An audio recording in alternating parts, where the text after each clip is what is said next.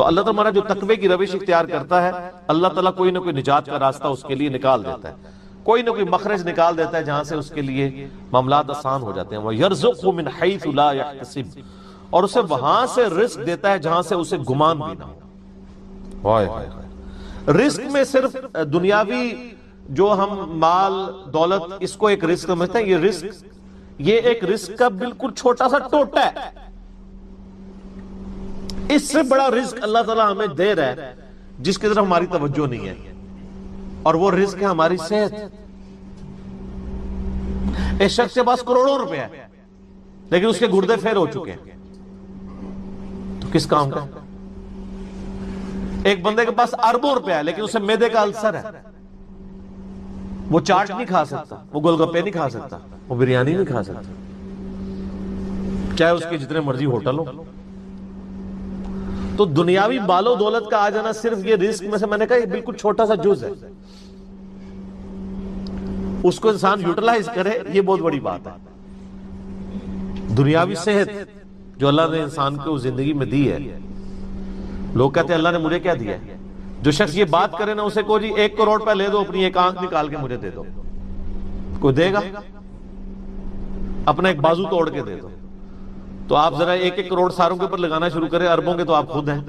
اور یہ تو میں صرف سمجھانے کے لیے کہہ رہا ہوں، یہ تو آپ گن بھی نہیں سکتے۔ قرآن پاک میں اللہ تعالیٰ نے فرمایا نا کہ اللہ کی نعمتیں اتنی زیادہ ہیں کہ تم انہیں شمار کرنا چاہو تو شمار بھی نہیں کر سکو گے۔ تو وہاں سے اللہ تمہیں رزق دے گا، تمہیں گمان بھی نہیں ہوگا۔ اب رزق کے لیے ضروری نہیں ہے کہ آپ کے پاس مال و دولت اور آپ کے ایسٹس بڑھ جائیں، یہ بھی اللہ تعالیٰ کا بہت بڑا رزق ہے کہ آپ کے پاس جو تھوڑے بہت ایسٹس ہیں وہ سلامت ہیں۔ کسی ایک میڈیکل کیس کسی گھر کے اندر 1 کروڑ پڑتی بندے کو بھی لا کے 0 پہ کھڑا کر سکتا ہے۔ آپ کی زندگی میں کئی ایسے کیسز ہوئے ہوں گے جدادیں تک بک جاتی ہیں۔ اور مجھے واصف علی واصف صاحب کی بات یاد آ گئی، وہ کہتے ہیں میں وہ مسجد میں بیٹھا ہوا تھا تو ایک بندے کو میں نے دیکھا کہ وہ دعا مانگ رہا ہے کہ یا اللہ 25 سال پہلے جو میں نے دعا تجھ سے کی تھی وہ واپس لے لے، بس یہ دعا کر رہا ہے۔ کہتے ہیں وہ فارغ ہوا تو میں نے اس سے پوچھا کیا ہوا؟ اس نے کہا جی 25 سال پہلے میں نے اللہ سے رو رو کے ایک بیٹا مانگا تھا، میری بیٹی ہی تھی صرف، اور وہ بیٹا میرے گاٹے فٹ ہو گیا، یعنی وہ نشے میں مبتلا ہو گیا، سارا گھر کا مال اس نے بیچ دیا، مجھے کنگال کر دیا، تو میں اللہ سے کہہ رہا ہوں یا اللہ یہ اولاد واپس ہی لے لے۔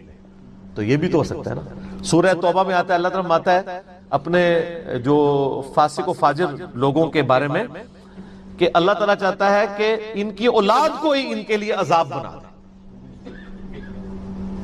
اولاد بھی عذاب بن سکتی، اس لیے میں دعا کیا سکھائی گئی ہے، ربنا حب لنا من ازواجنا وذریاتنا قرۃ اعین واجعلنا للمتقین اماما۔ اے اللہ ہماری بیویوں اور ہماری اولاد میں آنکھوں کی ٹھنڈک بنا اور ہمیں پرہیزگاروں کا امام بنا، ہماری آنے والی نسلیں پرہیزگار ہوں، ورنہ یہ تو مصیبت بھی گلے پڑ سکتی ہے۔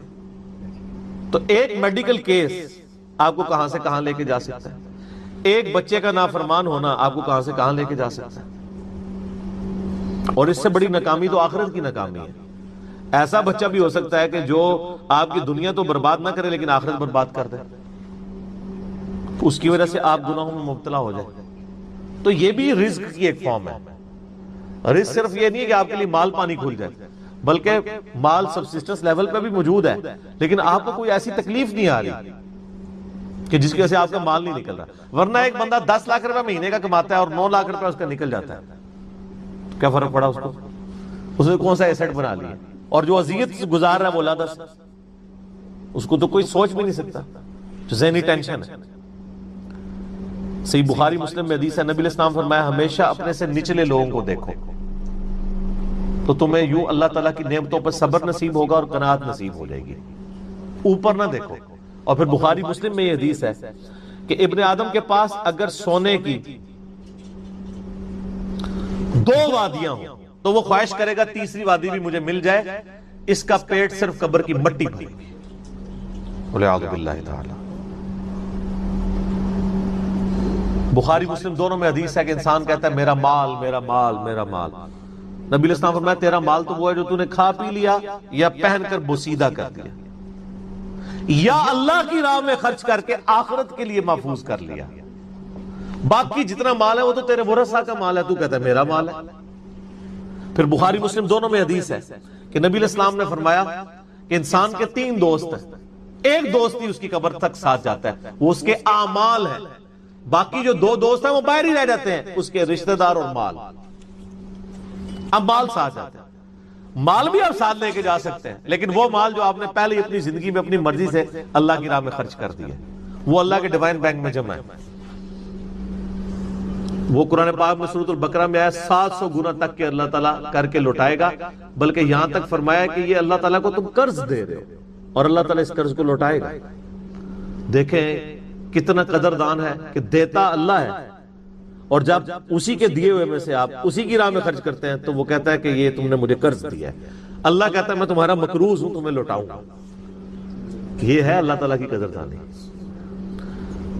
جامعہ ترمذی میں حدیث ہے، مسند امام احمد میں موجود ہے کہ نبی علیہ السلام فرمایا کہ جب بھی کوئی شخص دعا کرتا ہے وہ خالی نہیں جاتی، یا تو اس دعا کے عوض جو تم نے مانگا وہ اللہ تمہیں عطا کر دیتا ہے، یا اس سے بہتر یعنی اس کی برکت سے اللہ تعالیٰ بہتر نعم البدل دیتا ہے، تمہاری کوئی تکلیف ٹال دیتا ہے، یا پھر اس دعا کو سنبھال کے رکھتا ہے قیامت کے دن کے لیے، اور اس دعا کے ایکویلنٹ تمہیں اجر عطا فرما دے گا۔ تو دعا تو بہت ضروری ہے، اللہ کی طرف رجوع لانا ہے۔ ٹاپک اور طرف چلا جائے گا، فی الوقت اس کی طرف آپ کنسنٹریٹ کریں کہ اللہ تعالیٰ ہمارا ہے کہ تمہیں وہاں سے رزق ملے گا، تمہیں گمان بھی نہیں ہوگا۔ وَمَن يَتَوَكَّلْ عَلَى اللَّهِ، اور جو کوئی اللہ پر توکل کرے فَهُوَ حَسْبُهُ، تو اللہ اس کے لیے کافی ہے۔ ان اللہ بالغ امری، اللہ تعالیٰ تو اپنا کام پورا کر کے رہتا ہے، لیکن قد جعل اللہ لکل شیء قدرا، اللہ نے ہر معاملے کے لیے ایک اندازہ مقرر کر رکھا ہے۔ اسی کو ہم وہ کہتے ہیں نا کہ اللہ کے ہاں دیر ہے اندھیر نہیں ہے، لیکن یہ دیر بھی ہم صرف سمجھانے کے لیے کہتے ہیں، وہ دیر نہیں ہے، وہ اللہ کا رول ہی یہی ہے کہ اللہ تعالیٰ نے کسی معاملے کو کس لیول کے اوپر جا کے ایڈریس کرنا۔ 23 سال تک مشرکین عرب کو دیکھیں نا مہلت ملی ہے، کتنے لوگوں نے کہا کہ دیکھو کان پک گئے ہیں ہمیں سنتے ہوئے، نبی علیہ السلام ہمیں دھمکیاں لگاتے ہیں کہ قوم عاد قوم سمود کی طرح تم بھی برباد کر دیے جاؤ گے، جب وقت کے پیغمبر کا انکار کرو گے تو عذاب تو کوئی نہیں آ رہا۔ اور قرآن پاک میں پھر نبی علیہ السلام کے بارے میں بھی آتا ہے کہ آپ علیہ السلام نے بھی تھوڑی سی بے صبری کا مظاہرہ کیا۔ سورۃ الانعام کے سٹارٹ میں آپ پڑھ کے دیکھ لیں تو اللہ تعالیٰ نے پھر جلال فرمایا کہ اے نبی تم چاہو تو جاؤ زمین میں کوئی سرنگ تلاش کر لو، یا آسمان میں کوئی سیڑھی لگا کے ان کی مرضی کا معجزہ انہیں لا کے دکھا دو۔ ہم اپنے فیصلوں میں یعنی کسی کے پابند نہیں ہیں۔ پھر سورہ آل عمران میں آتا ہے جب غزوہ احد کے موقع پہ نبی علیہ السلام کی زبان سے بددعا نکل گئی خالد ابن ولید کے لیے کہ اللہ تعالیٰ ایسی قوم کو کیسے ہدایت دے گا جنہوں نے اپنے نبی کا چہرہ خون سے رنگ دیا۔ یہ صحیح مسلم میں الفاظ ہیں، قرآن پاک میں اشارتاً اس کا ذکر ہے سورہ آل عمران میں۔ اللہ تعالیٰ نے فرمایا کہ نبی آپ کو کوئی اختیار نہیں ہے، اللہ تعالیٰ چاہے تو ان کو ہدایت بھی دے سکتا ہے۔ ہائے ہائے، یہ اللہ کے فیصلے ہیں، یہ کسی انسان کا کوئی فیصلہ نہیں ہے۔ تو اب ان آیات کی روشنی میں بزرگ تو کسی کھاتے میں نہیں بنتے، لوگ بزرگوں کو لے کے بیٹھ رہے ہوتے ہیں، یہ بزرگ دعا کریں گے، بزرگ کر دیں گے، بزرگوں نے کیا کرنا ہے؟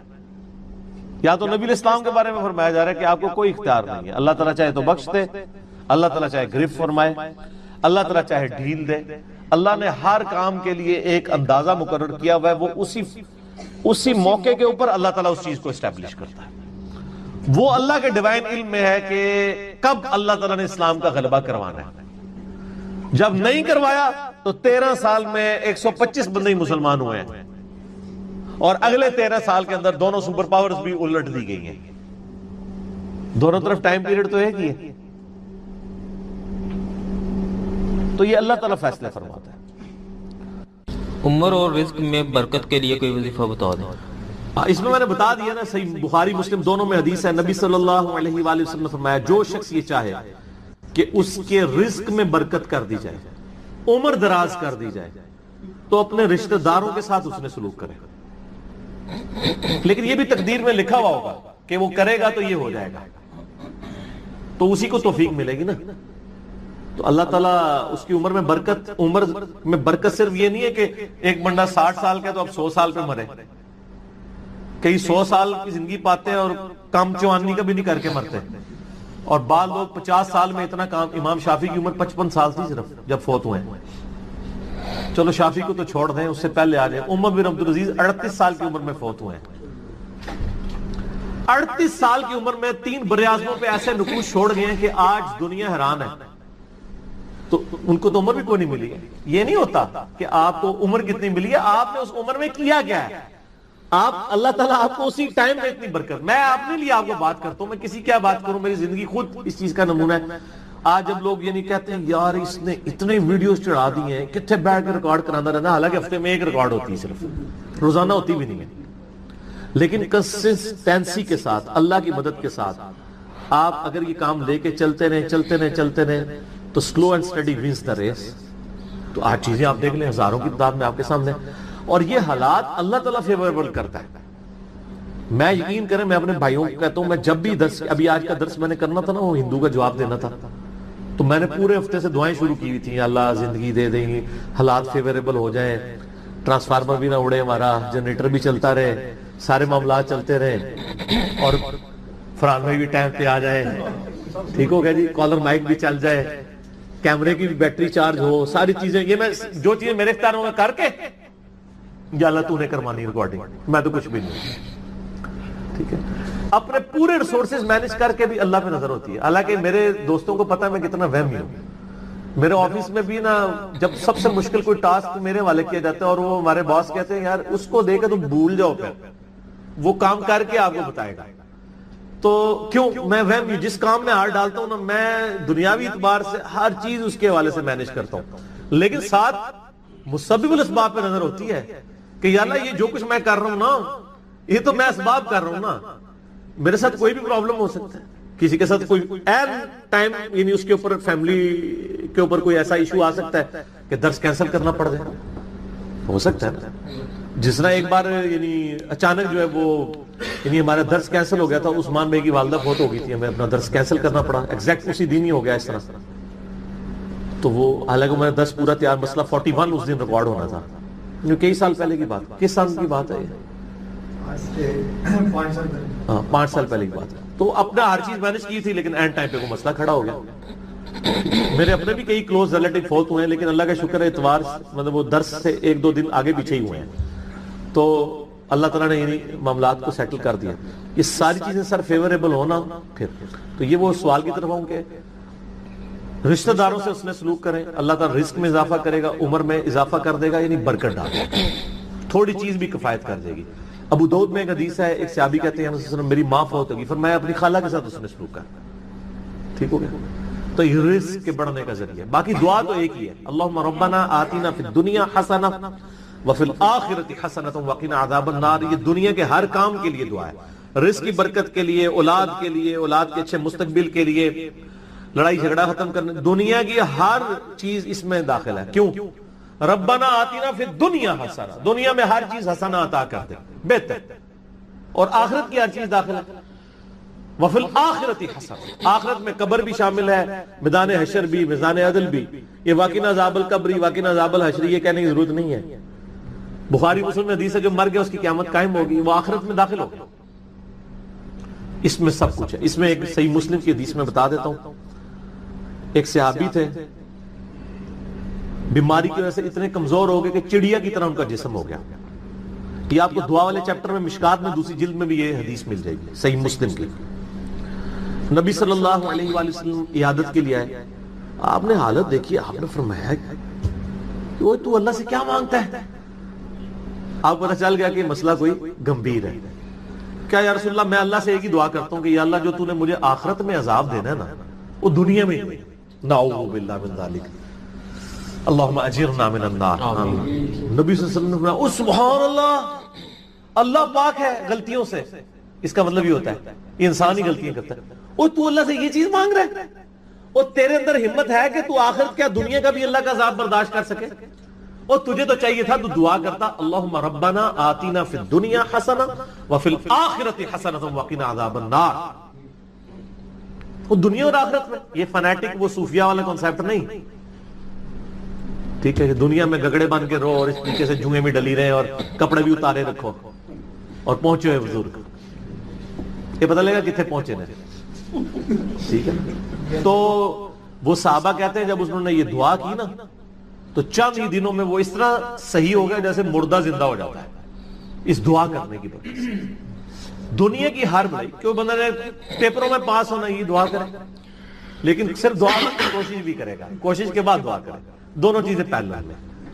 کوئی شخص اپنے اوپر خود تقدیر غالب کروا دے نا پھر دعا کچھ نہیں کرتی ہے. یعنی ایک بندہ کہے کہ میں بسم اللہ پڑھ کے ساکٹ میں 2 انگلیاں ڈال دوں, نہیں, وہ آپ نے اپنے اوپر تقدیر خود غالب کرا لی ہے. آپ کہ نہیں میں بسم اللہ الذی لا یضر دعا پڑھ لوں اور جا کے میں جناب کوبرا سانپ کے آگے ہاتھ ایسے کر دوں تو سر وڑ لے گا تو ہم چھڑے گا نہیں, کیونکہ آپ نے خود اپنے اوپر تقدیر غالب کروائی نا. جب آپ اپنے اوپر خود تقدیر غالب کرواتے ہیں, آپ بسم اللہ الذی لا یضر پڑھ کے یہ تو نہیں کہ سٹیئرنگ سے ہاتھ اٹھا لیں اور آنکھیں بند کر لیں تو جا کے ٹھوکیں گے سیدھے. جب کوئی شخص خود تقدیر غالب کرواتا ہے پھر دعا کچھ نہیں کرتی اس کی. دعا ہے تدبیر کے ساتھ, کیونکہ اس طرح دنیا کا نظام نہیں چل سکتا تھا نا. تو یہ ان دعاؤں کا یہ ہوگا کہ جو ناگہان, اسی لیے آپ دیکھیں حدیث کے الفاظ کیا ہیں کہ ناگہانی آفت, خود لائی ہوئی آفت نہیں, ناگہانی آفت. آپ جا کے سانپ کے بل میں جا کے ہاتھ کو سیڑ دیں اور آپ کے میں نے پڑھا اعوذ بکلمات اللہ التامات من شر ما خلق, کچھ بھی نہیں ہونا کیونکہ آپ نے اس دعا کی خود وائلیشن کر دی ہے. ناگہانی آفت ٹلے گی اس سے, ٹھیک ہو گیا. اور جو آپ اپنے اوپر خود طاری کریں گے وہ نہیں ٹلے گی, وہ اس طریقے سے نہیں ٹلے گی. اس لیے یعنی یہ دعائیں وغیرہ پڑھیں اس کے بعد تدبیر بھی کیا کریں. ویسے ہم باقی معاملات میں کرتے ہیں, کسی شخص نے صرف دعا پڑھ کے اپنا پیٹ نہیں بھرا نہ پیاس بجھائی ہے, ہمیشہ کھانا بھی کھاتے ہیں پانی بھی پیتے ہیں, وہ کہتے ہیں اسباب بھی ساتھ رکھتے ہیں. ٹھیک ہو گیا. وما من دابۃ فی الارض, اور زمین پہ چلنے پھرنے والی کوئی بھی مخلوق ایسی نہیں ہے, الا علی اللہ رزقها, مگر یہ کہ اس کا رزق اللہ کے ذمہ کرم کے اوپر ہے. ہمیں تو چند ایک مخلوقات نظر آ رہی ہیں نا جن کا رزق آپ دیکھ رہے ہیں. ابھی اگر آپ کو ویل مچھلی کا رزق بتایا جائے جو پیسیفک میں اور اٹلانٹک میں آج بھی ہزاروں کی تعداد کے اندر ہے, ایک چھوٹی ویل مچھلی بھی ایک وقت کا 500 کلو گوشت کھا جاتی ہے, 500 کلو. اور جو بڑی ویل مچھلی ہیں وہ تو آپ چھوڑ دیں, 30 ہاتھیوں کے برابر بھی ویل مچھلی ہے, اتنی بڑی بڑی ویل مچھلی ہیں. 30 ہاتھی 30 ان کے برابر ایک ویل مچھلی, اس کا رزق بھی اللہ تعالیٰ پورا کر رہا ہے. آپ کو تو بس چڑیاں نظر آ جاتی ہیں زیادہ زیادہ, تو کسی کے دماغ میں آ سکتا ہے کہ یار چڑیوں کا رزق اللہ پورا کر رہا ہے, تو زیادہ زیادہ اتنا ہی دماغ میں رزق آتا ہے. آپ ذرا ان جانوروں کے بارے میں سوچیں, اتنے بڑے بڑے جانور سمندر کے اندر, خشکی میں تو اتنے بڑے جانور ہی نہیں ہیں جتنے پانیوں کے اندر موجود ہیں, اور ان تمام کے رزق کی ذمہ داری اللہ تعالیٰ نے لی ہوئی ہے. لیکن یہ رزق کی ذمہ داری ہے کوشش کے ساتھ جڑی ہوئی ہے. یہ نہ سمجھیں کہ ویل مچھلی کے منہ میں آ کے اللہ تعالیٰ کو چیز ڈال دیتا ہے, نہیں, کوشش کرنی پڑتی ہے. انسان کو بھی کوشش کرنی پڑتی ہے. اللہ نے دنیا کو اسباب کے ساتھ جوڑا ہوا ہے. ہاں, کوشش کرو گے رزق ملے گا. پوٹینشلی رزق اللہ تعالیٰ نے قیامت تک کے لیے اس پلانٹ ارتھ پہ رکھ دی ہے. دیکھیں, آج سے آلموسٹ 200 سال پہلے تک تو کسی کو پتہ ہی نہیں تھا کہ زمین میں انرجی کا اتنا بڑا خزانہ موجود ہے تیل کی شکل میں. 1853 میں وہ پہلا کنواں پنسلوینیا میں امریکن سٹیٹ کے اندر دریافت ہوا تھا, کرنل ایڈون نے کیا تھا. اتنی ماشاءاللہ مٹھی داڑھی تھی, ہے کرسچن تھے ویسے وہ. اور عرب ملکوں میں وہ تو 20ویں صدی کے اندر تیل نکلا ہے, 1960 کے قریب جا کے یہ تیل نکلا ہے عرب ملکوں میں. اب میرا سوال یہ ہے کہ 1300 سال تک سارے بزرگان دین آج عمرے کے لیے جاتے رہے, جو نیچے نگاہ مارتے تھے تو 7 زمینیں کراس اور اوپر عرش پہ نگاہ پہنچتی تھی, کسی بزرگ کو تیل نہیں نظر آیا عرب کی سرزمین میں. ایسے بزرگوں سے جان چھڑا سکتے تھے کہ اتنے تے گئے نہیں ہون گے, تے مکے مدینے تے گئے سن نا, اتوں لنگے نے نا, کسی نے تیل نظر آیا. دنیا کو اللہ نے بقدر ایفرٹ رکھا, اور یہ بھی اب مزید کوئی 50-60 سال کا تیل رہ گیا. پھر آنے والی دنیا ذکر کرے گی کہ انسانیت نے 250-300 سال ایسے دیکھے ہیں کہ اللہ نے ان کو ایک ایسا خزانہ دیا تھا کہ جس کو یوز کر کے ٹرینیں چلتی تھیں, ہوائی جہاز اڑتے تھے, اور وہ زمین سے تیل نکلا تھا. بعد کے لوگوں کے لیے تو ابھی پرابلم ہے ظاہر ہے، اسی لیے تو اب بیٹریوں کی طرف، سولر کی طرف شفٹ ہو رہے ہیں، لیکن بہرحال سولر ہو یا بیٹریاں ہوں وہ تیل کا تو مقابلہ نہیں کر سکتی. آپ کو 1 لیٹر پیٹرول جو انرجی دیتا ہے، وہ انرجی بنانے کے لیے تو آپ کو کتنا بڑا ایریا چاہیے سولر پینلز کا، تب وہ انرجی ملے گی. تو اس کے لیے تو پھر آپ جہاز جو سولر والے انہوں نے بنائے بھی ہیں نا، وہ اتنے بڑے بڑے جہاز ہیں اور مسافر اس میں تھوڑے سے ہی بیٹھتے ہیں. یہ جو بوئنگ 747 یا ایئر بس 380 جو 500 مسافروں کو لے کے جا رہی ہے، اس کی انرجی اگر آپ کو سولر پینل سے کرنی پڑ جائے تو اس جیسے 50 جہاز بنائے تو تب جا کے اس میں اتنے بندے بیٹھیں گے. یہ تو ایک بہت بڑی تکلیف دہ چیز ہے. تو اللہ تعالیٰ نے بہرحال سولر کی شکل میں ایک اور خزانہ دیا ہے، اس کے اوپر محنت ہو رہی ہے، بیٹریز کے اوپر محنت ہو رہی ہے. تو اللہ نے پوٹینشلی رزق انسانیت کا، اور رزق میں صرف کھانا پینا نہیں ہے، تمام ضرورت کی چیزیں. اس وقت تو ہمارا رزق، وہ مجھے اشفاق احمد صاحب کی بات یاد آئی، وہ کہہ رہے تھے 1960 میں وہ کہہ رہے تھے کہ میری تنخواہ کا 10% کیا 5% بھی ان چیزوں پہ نہیں لگتا تھا جن چیزوں پہ اب آ کے میری تنخواہ کا 80% لگ رہا ہے. کیونکہ اس وقت انسان کی بنیادی ضرورتیں نہیں ہوتی تھیں. بلکہ آپ لوگوں نے اپنی زندگی میں دیکھ لیا ہے کہ پچھلے 10-12 سال کے اندر آپ کی زندگی میں 2 چیزیں، ایک سمارٹ فون اور دوسرا انٹرنیٹ، یہ ایسا داخل ہوا ہے کہ آپ گرمی میں پنکھا بند کر کے بیٹھ جاتے ہیں، انٹرنیٹ نہ بند ہو جائے کہیں اگر UPS بند ہو گیا، کیونکہ وہ تو آپ کی سانس چلا رہا ہے نا. پہلے یہ سانس بند ہوتی تھی پنکھا بند ہونے سے، اب پنکھا بند ہونے سے نہیں ہوتی. آپ نیٹ کا کنیکشن دیں، 2 گھنٹے بیٹھ کے لوگ نیٹ کے اوپر اور واٹس ایپ پہ ایک دوسرے کے ساتھ میسجنگ کرتے رہیں گے، پسینے چھوٹ رہے ہیں، ان کو کوئی پرواہ نہیں. پنکھا بند ہے کوئی پرواہ نہیں، نیٹ بند کر دے پنکھا چلتا رہے، وہ کہیں گے جی زندگی سے موت بہتر ہے. یہ ہو گیا بھائی. تو یہ تو آپ کی زندگی میں ابھی یہ انٹر ہوئی ہے نا چیز. الیکٹریسٹی ایک بنیادی ضرورت بن چکی ہوئی ہے. یہ سارا رزق ہے اللہ کی، نعمتیں ہیں اللہ تعالیٰ کی. اور اللہ تعالیٰ یہ ساری نعمتیں وقت کے ساتھ ساتھ ایکسپلور کروا رہا ہے، پوٹینشلی زمین کے اندر موجود تھیں. تو اللہ تعالیٰ فرماتا ہے تمام چلنے پھرنے والوں کے رزق کی ذمہ داری ہمارے اوپر ہے. وَيَعْلَمُ مُسْتَقَرَّهَا وَمُسْتَوْدَعَهَا، اور اللہ تعالیٰ کو ہر جاندار کے ٹھہرنے کی جگہ بھی معلوم ہے اور الٹیمیٹلی جہاں اس نے سپرد ہونا ہے وہ جگہ بھی معلوم ہے. اللہ اکبر. ٹھہرنے کی جگہ تو آپ کو سمجھ آ رہی ہوگی کہ اللہ تعالیٰ کو یہ پتا ہے کہ کس انسان نے کہاں پہ رکنا ہے، کس شیر نے کس غار میں رہنا ہے، کس مگر مچھ نے کس میٹھے پانی میں گزارا کرنا ہے، کون سی ویل مچھلی کس سمندر میں ہے، اور کہاں کہاں اس نے اپنا وقت گزارنا ہے. صرف یہ اللہ کے علم میں نہیں، وَمُسْتَوْدَعَهَا، اس نے مر کے جہاں پہ جانا ہے وہ جگہ بھی اللہ کو معلوم ہے. کس کی قبر جو ہے وہ مٹی کا ڈھیر بننی ہے، کس کی قبر سمندر میں بننی ہے، کس کی قبر شیر کے پیٹ میں بننی ہے، کس نے ایئر کریش میں ہواؤں میں بکھرنا ہے. ہر بندے کا جو الٹیمیٹ انجام ہے وہ بھی اللہ تعالیٰ کو ہر مخلوق کا پتہ ہے. سورۃ النام میں تو آیا ہے کہ کوئی پتا نہیں گرتا نہ خشکیوں میں نہ سمندروں کے اندر، اور نہ کوئی دانہ پھوٹتا ہے کسی زمین کی گہرائی میں مگر وہ اللہ کے علم سے، اور اللہ نے پہلے ہی لوح محفوظ میں لکھ لیا ہوا ہے کہ یہ ایسے ہوگا. یہ اس سے بھی اگلا ورژن ہے کہ نہ صرف وہ کام ہونے کے بعد اللہ کو پتا چلتا ہے، ہونے سے پہلے بھی اللہ نے اپنے علم میں رکھا ہوا ہے، اور علم میں نہیں لکھ کے رکھا ہوا ہے کہ یہ ایسا ہوگا. اور یہاں پہ بھی وہ ذکر آ گیا کہ رزق بھی اللہ کے ذمہ ہے، اور وہ جانتا ہے ہر بندے کی، ہر مخلوق کے ٹھہرنے کی جگہ اور الٹیمیٹلی سپرد ہونے کی جگہ. کل فی کتاب مبین، اور ہر چیز ایک روشن کتاب میں لکھی ہوئی ہے. وہ اللہ تعالیٰ کی بہت بڑی ہارڈ ڈسک ہے جس میں ساری مخلوقات کی تقدیریں اللہ تعالیٰ نے لکھ دی ہیں. اور وہ کوئی اللہ تعالیٰ نے یعنی خود سے کوئی محنت نہیں. وہ جامع ترمذی میں حدیث ہے، اللہ نے قلم کو پیدا کیا اور پھر اس سے کہا کہ لکھ جو کچھ ہو چکا اور جو کچھ ہونے والا ہے.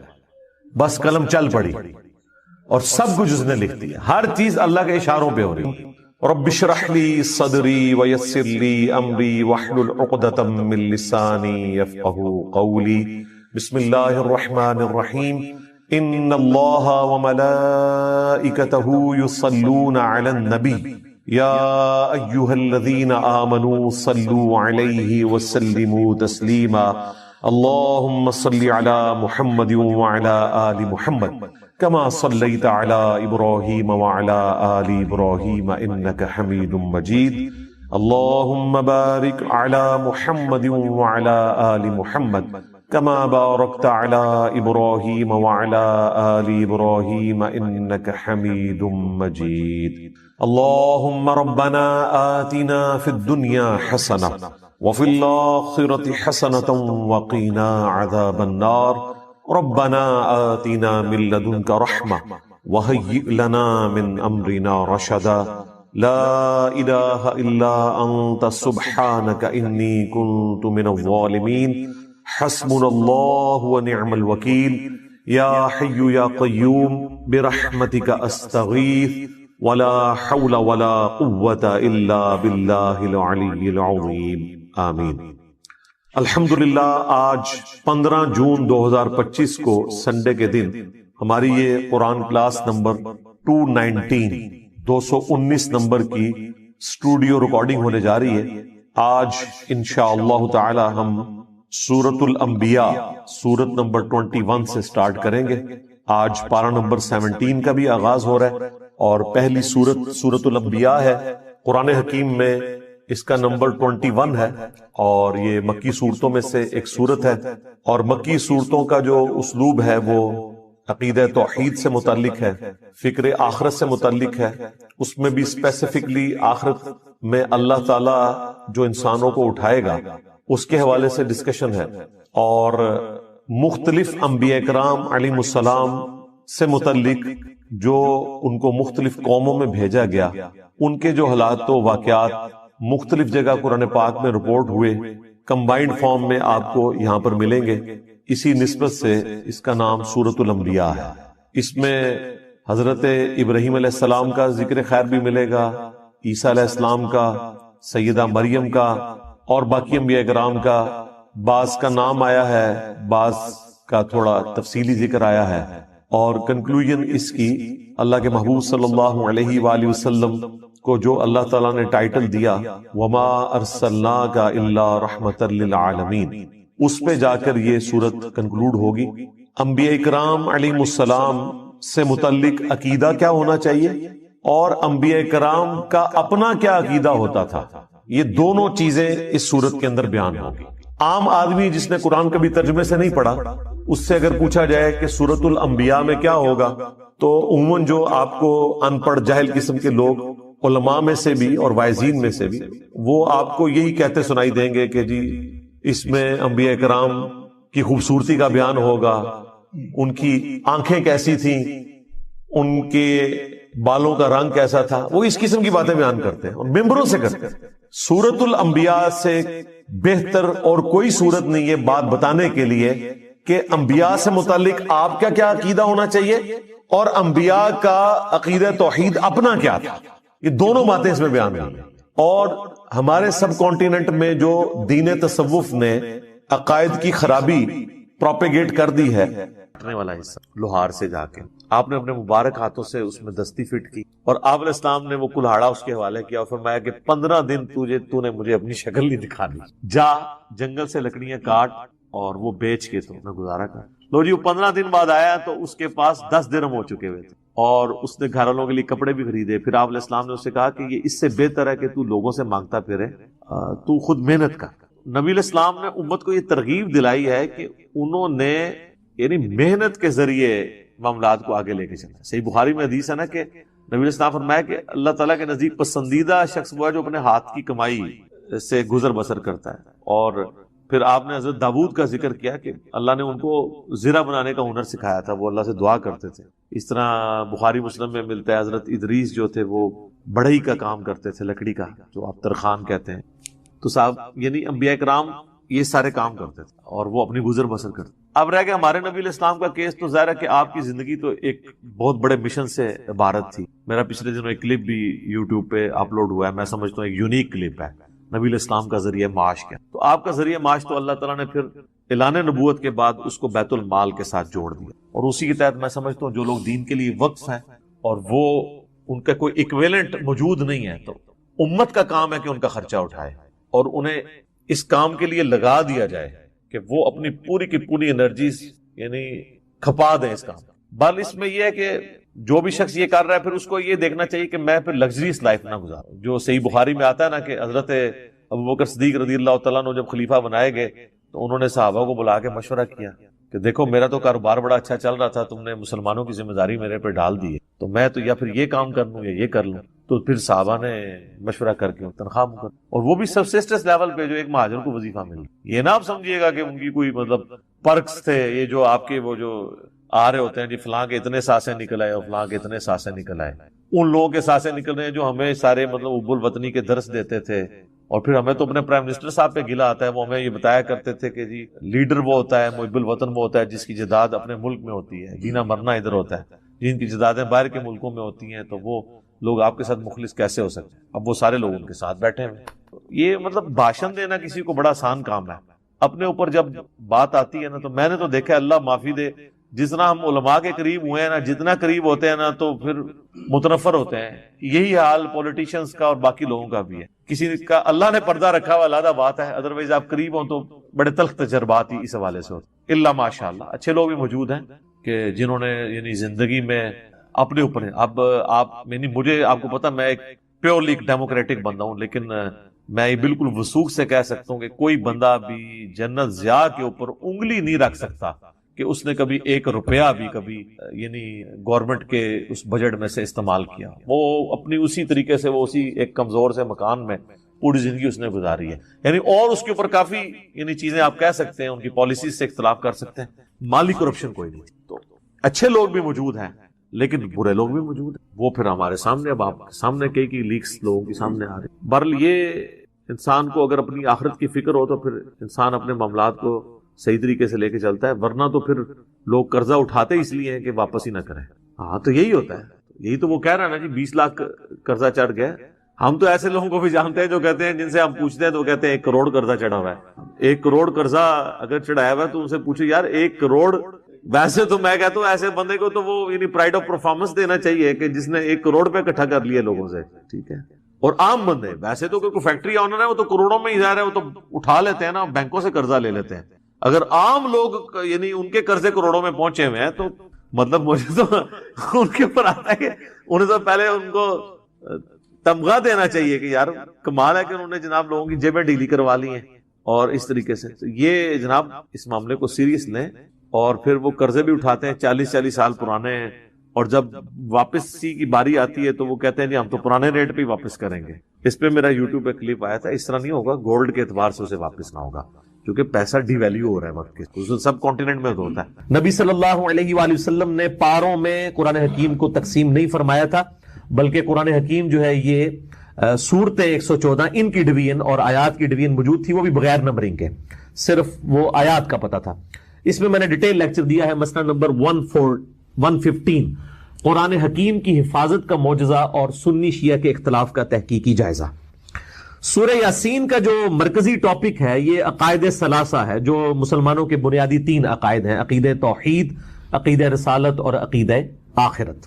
سورہ یاسین کی جو فضیلت ہے اس کے حوالے سے جتنی بھی روایات احادیث کی کتابوں میں آئی ہیں آلموسٹ سب کی سب ہی ضعیف الاسناد ہیں, اور ان میں سے صرف ایک صحیح روایت موجود ہے موقوفاً سیدنا ابن عباس رضی اللہ تعالیٰ عنہ کا قول, وہ انشاءاللہ میں ڈسکس بھی کر دوں گا. باقی سب کی سب ضعیف الاسناد ہیں.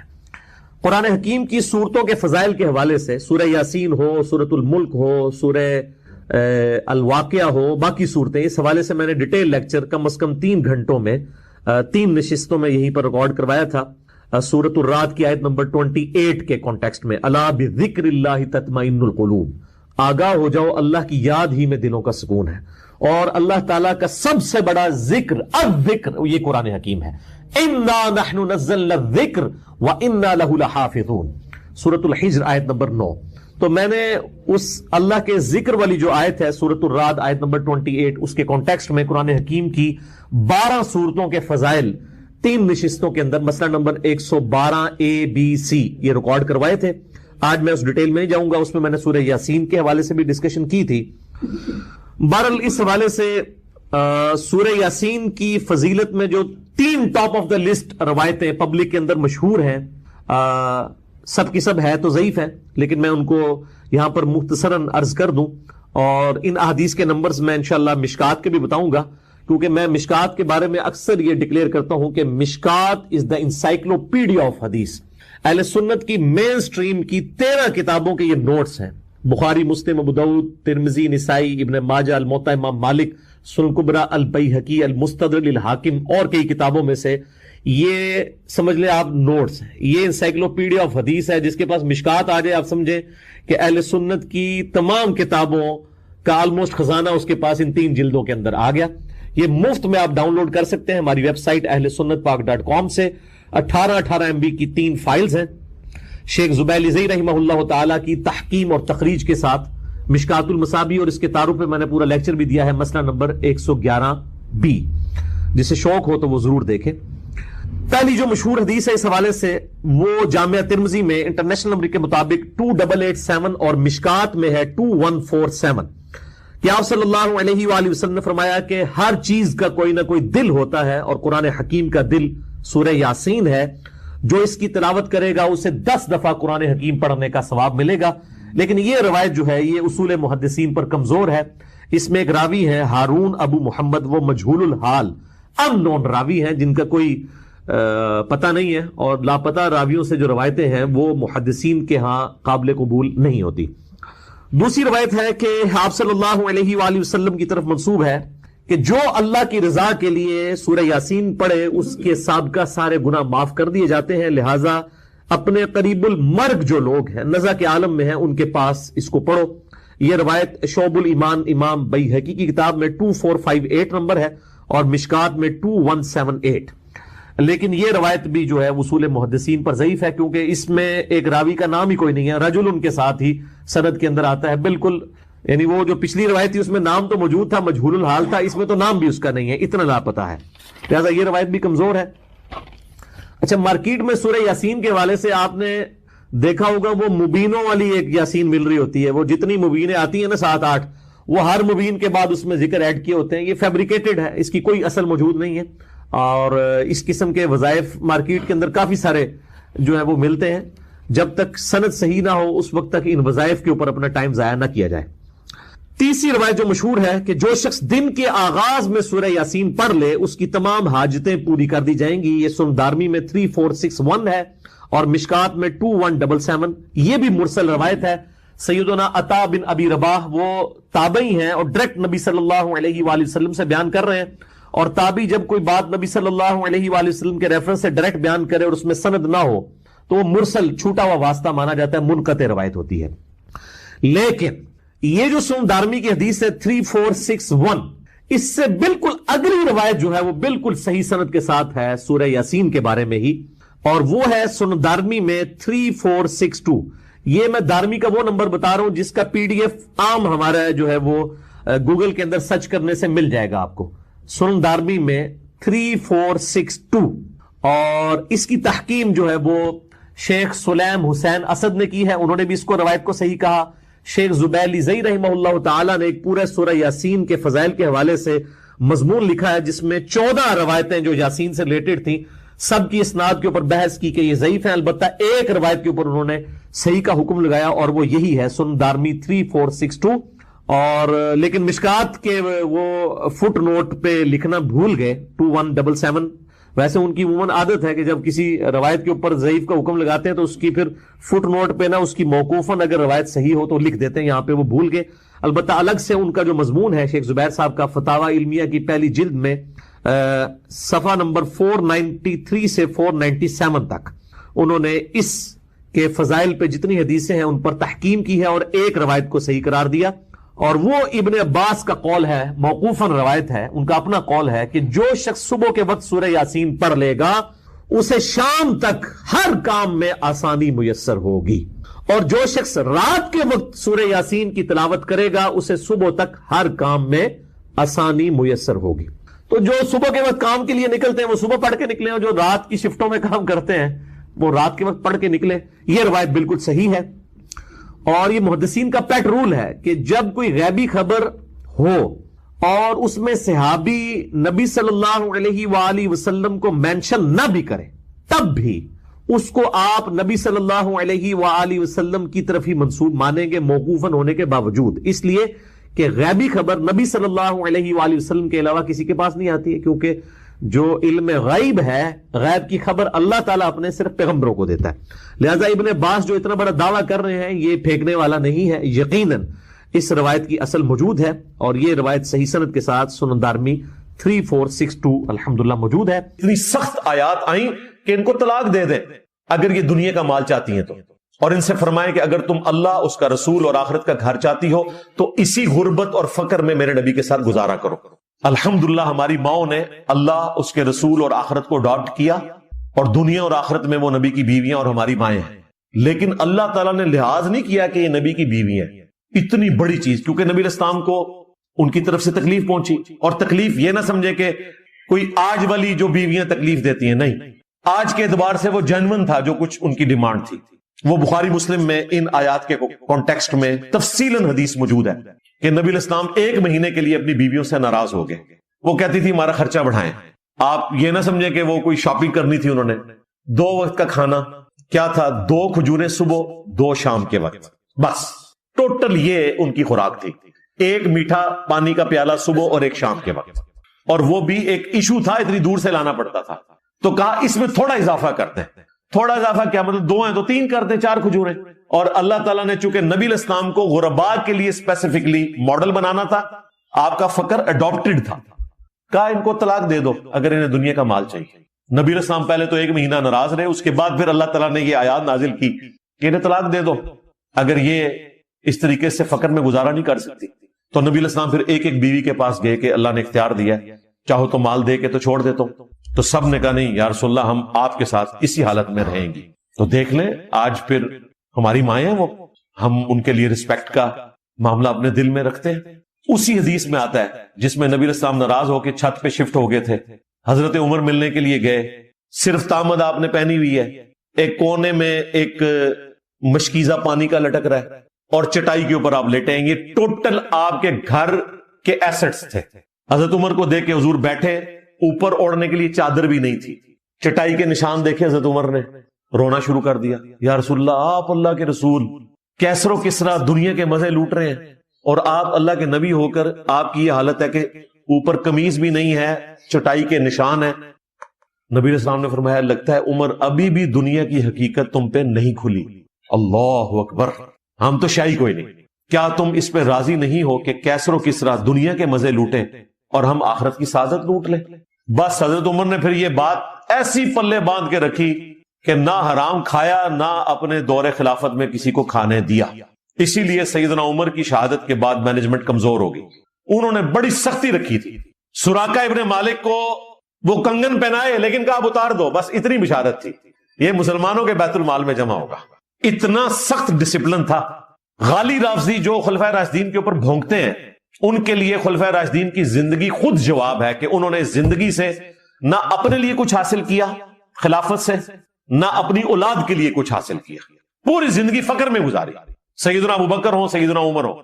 ایک اور حدیث ہے صحیح بخاری اور صحیح مسلم کے اندر، نبی علیہ السلام دعا کیا کرتے تھے، اے اللہ محمد اور آل محمد کو بس اتنا ہی دینا کہ ان کی روح اور جسم کا رشتہ برقرار رہے، یعنی سانس چلتی رہے، بس اتنی روٹی روزی کافی ہے. اللہ اکبر کبیرہ. ایک اور حدیث ہے بخاری اور مسلم میں، ہماری ماں سیدہ عائشہ کہتی ہیں کہ بعض اوقات آل محمد صلی اللہ علیہ وآلہ وسلم پر 1 مہینہ، بعض اوقات 2 مہینے، بعض اوقات 3 چاند بھی ہم دیکھ لیتے تھے، اور ہمارے گھر چولہا نہیں جلتا تھا. 2 کالی چیزوں پہ گزارا ہوتا تھا، کھجور اور پانی. یعنی سالن نہیں بنتا تھا، روٹی نہیں بنتی تھی، صرف 2 کھجوریں صبح، 2 شام کے وقت، 1 پانی کا پیالہ صبح، 1 شام کے وقت. یہ ٹوٹل 3 مہینے بھی گزر جاتے تھے. یہ اڈاپٹڈ تھا. غزوہ خیبر کے بعد تو مسلمانوں کے مال غنیمت میں اتنا کچھ آ چکا تھا، خمس بھی ہو چکا تھا، اس کے باوجود نبی علیہ السلام نے فقر کو اڈاپٹ کیا ہوا تھا. غرباء کے اوپر لگا دیتے تھے، مقروض لوگوں کا قرضہ اتار دیتے تھے، تاکہ آنے والی امت کے لیے میں اس اعتبار سے رول ماڈل بنوں. تو یہ ساری احادیث کافی ہیں یہ بات بتانے کے لیے کہ اس فتنے سے باہر نکلیں. اور اللہ تعالیٰ نے ایک زبردست آیت مبارکہ نازل فرمائی, سورہ النساء کی آیت نمبر 32 ہے. اس سے آپ کو ڈھارس ملے گی. وَلَا تَتَمَنَّوْا مَا فَضَّلَ اللَّهُ بِهِ بَعْضَكُمْ عَلَى بَعْضٍ, مت آرزو کیا کرو جو ہم نے بعض لوگوں کو نعمتیں دے رکھی ہیں ایک دوسرے پر جو فضیلت والی, خواہ وہ مال کی ہو, خوبصورتی کی ہو, اسٹیٹس کی ہو. اس پہ آرزو نہ کیا کرو. کوشش کرنا اپنی جگہ, حسد کرنا, پیڑ ڈال کے بیٹھ جانا, یہ نہ کام کرو. جو کام کرنے کا وہ کرو. اے اوکھا کام ہے, یعنی جو تم کما سکتے ہو نا وہ ہم آپ کو بتا دیتے ہیں. مال تو کماؤ گے, کوشش کرو گے, مل بھی سکتا ہے نہیں بھی مل سکتا, لیکن ایک کوشش ایسی ہے جو تمہیں ملے گی. لِلرِّجَالِ نَصِيبٌ مِّمَّا اكْتَسَبُوا, مردوں کے لیے وہ ہے جو وہ کمائیں گے اپنی آخرت کے لیے. نیکیاں کما سکتے ہو, اس میں کوئی نقصان نہیں ہوگا. کاروبار میں تو سارا مال ہی ڈوب جاتا ہے نا, نیکی نہیں ڈوبتی. وَلِلنِّسَاءِ نَصِيبٌ مِّمَّا اكْتَسَبْنَ, اور عورتوں کے لیے ان کا نصیب ہے جس کے لیے وہ کوشش کریں گے. وَاسْأَلُوا اللَّهَ مِن فَضْلِهِ, اور اللہ سے سوال کرتے رہو اس کے فضل کا. إِنَّ اللَّهَ كَانَ بِكُلِّ شَيْءٍ عَلِيمًا, بے شک اللہ تعالیٰ سب کچھ جاننے والا ہے. تو اللہ تعالیٰ فرما رہا ہے جو ہم نے ایک دوسرے کو نعمتیں دے رکھی ہیں نا تو حسد نہ کرو, ہائے مجھے بھی ایسا مل جائے. اس کی بجائے نا جو تم کر سکتے ہو نا وہ کرو. آخرت کی تیاری, ادھر کوئی بیڈ لک نہیں ہوگی, وہاں جو کچھ کرو گے آخرت میں سٹور ہوتا جائے گا. کمال چیز ہے جی. میں کہتا ہوں یہ آیات جو ہے نا وہ انسان کا قبلہ درست کر دیتی ہیں الحمدللہ. اس کانٹیکسٹ میں 3 حدیثیں تینوں صحیح مسلم سے مزید ہمارا قبلہ درست کریں گی. یہ جو لوگوں کی دولت کے اعتبار سے نا ایک جیلسی فیکٹر پیدا ہو جاتا ہے اور ٹینشن ہو جاتی ہے, بعض لوگ سائیکو ہو جاتے ہیں. صحیح مسلم میں پہلی حدیث, اللہ تعالیٰ تمہاری شکلوں اور مال کو نہیں دیکھتا, دلوں اور اعمال کو دیکھتا ہے. شکل اس نے بنائی, مال اس نے دیا, تو وہ کیوں دیکھے گا؟ وہ دل اور اعمال کو دیکھے گا کہ نیت کیا ہے, اخلاص کیا ہے, اور اعمال کیسے ہیں, اچھے یا برے. یہ تمہارے اختیار میں ہے. شکل اور مال تمہارے اختیار میں نہیں ہے. کوشش کر سکتے ہو نا, باقی جو تقدیر میں ہے وہ ملنا ہے. کوشش ضرور کرنی ہے, یہ نہیں ہے کہ 100 دفعہ سبحان اللہ پڑھیں گے تو پیٹ بھر جائے گا اور 100 دفعہ دروشی پڑھیں گے تو پیاس ختم ہو جائے گی. وہ کوشش آپ نے کرنی ہے, لیکن بیڈ لک ہو سکتی ہے. آخرت کے معاملے میں بیڈ لک نہیں ہوگی. دوسری حدیث جو صحیح مسلم کی, نبی اسلام نے کہا وہ شخص کامیاب ہو گیا, فلاح پا گیا 3 چیزیں جس میں. نمبر 1, اللہ کی اطاعت اختیار کر لی. نمبر 2, اسے بقدر ضرورت رزق ملا جس سے وہ گزر بسر کر لے, بس اتنا رزق. نمبر 3, اس نے اللہ کی نعمتوں کے اوپر قناعت اختیار کر لی کہ جتنا دیا ہے اللہ کا شکر ہے, وہ کامیاب ہو گیا. یہ تینوں کام مشکل ہے, اللہ کی اطاعت کرنا, بقدر ضرورت رزق کے اوپر کفایت کر لینا اور قناعت اختیار کر لینا. اور تیسری حدیث صحیح مسلم کی, نبی علیہ السلام نے فرمایا جب تم اپنی شکل و صورت یا مال کے اعتبار سے کسی اور شخص کو اپنے سے بہتر پاؤ تو بجائے اس کی طرف دیکھنے کے اپنے سے کم تر لوگوں کی طرف دیکھو. یوں اللہ تعالیٰ کی نعمتوں پہ انسان کو شکر نصیب ہو جاتا ہے. اور حقیقت بات ہے کہ ہم دنیا میں اربوں لوگوں سے بہتر ہیں. 2.25 ارب مسلمان ہیں نا, 8 ارب کی آبادی میں, تو 6 ارب انسانوں سے تو آپ ویسے ہی بہتر ہیں کہ آپ کے پاس توحید کی دولت ہے. 6 ارب انسانوں سے.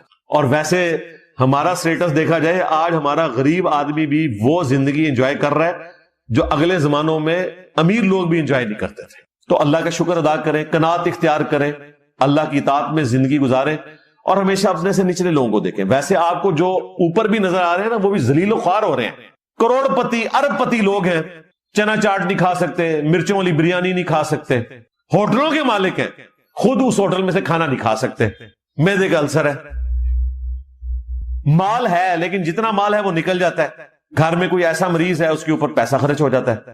اولاد معذور ہے, وہ کوئی سزا نہیں ان کو ملی ہوئی, ان کے لیے اللہ نے وہ آزمائش رکھی ہوئی ہے. کسی کو دے کے آزمایا اللہ نے, کسی سے لے کر آزمایا.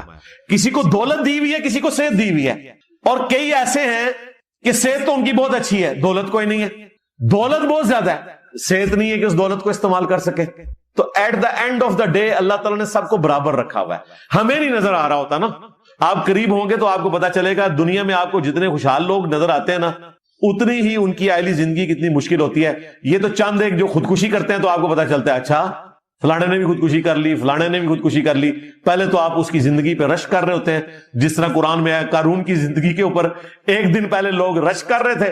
جب وہ زمین میں دھاس گیا، سورۃ القصص میں آتا ہے، تو اگلے دن ان کا شکر ہے جی اسی قارون اور نیسا. پہلے دن کیا کیا اللہ کا فضل ہے ہوتے ہیں. اور ابھی تو آپ کو آخرت نہیں بتائی جا رہی. ان لوگوں کی اگر آخرت بتا دی جائے نا تو آپ ان کی دنیا آسودہ حال دیکھتے ہوئے بھی کہیں کہ نہ یا اللہ ہم نے ایسے نہیں بننا.